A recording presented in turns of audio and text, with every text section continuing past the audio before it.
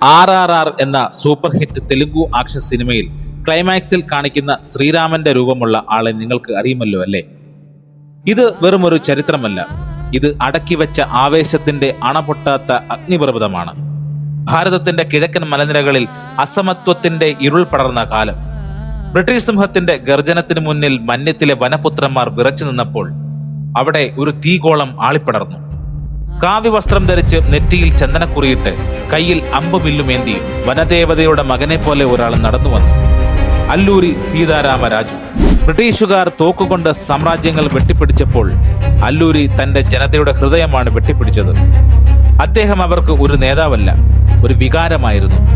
മന്യത്തിലെ ഓരോ മരവും കല്ലും അല്ലൂരിയുടെ വിപ്ലവ മന്ത്രങ്ങൾ ഉരുവിട്ടു. ചിന്തിച്ചു നോക്കൂ, ലോകം വിറപ്പിക്കുന്ന ബ്രിട്ടീഷ് സൈന്യത്തിന് നേരെ അദ്ദേഹം ഒരു വെല്ലുവിളി എറിഞ്ഞു. ഒരു പോലീസ് സ്റ്റേഷൻ ആക്രമിക്കുന്നതിന് മുൻപ് അവിടെ അദ്ദേഹം ഒരു കത്തയക്കുമായിരുന്നു.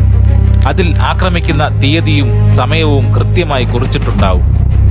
ഞാൻ വരുന്നുണ്ട്, തടുക്കാൻ കഴിയുമെങ്കിൽ തടുക്കൂ എന്ന ആ ഒരൊറ്റ വരി മതിയായിരുന്നു വെള്ളക്കാരന്റെ ഉറക്കം കെടുത്താൻ.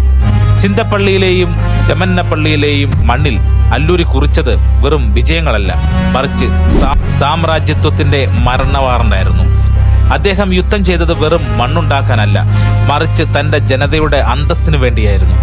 ഒടുവിൽ ഒരു മരത്തിൽ കെട്ടിയിട്ട് ആ വിപ്ലവകാരിയുടെ നെഞ്ചിലേക്ക് ബ്രിട്ടീഷ് സൈന്യം വെടിയുണ്ടകൾ പായിക്കുമ്പോഴും ആ മന്യപുത്രന്റെ മുഖത്ത് ഭയത്തിന്റെ നിഴലില്ലായിരുന്നു. മരിക്കുമ്പോഴും ആ ചുണ്ടുകൾ മന്ത്രിച്ചു, വന്ദേ മാതരം. അല്ലൂരി മരിച്ചിട്ടില്ല.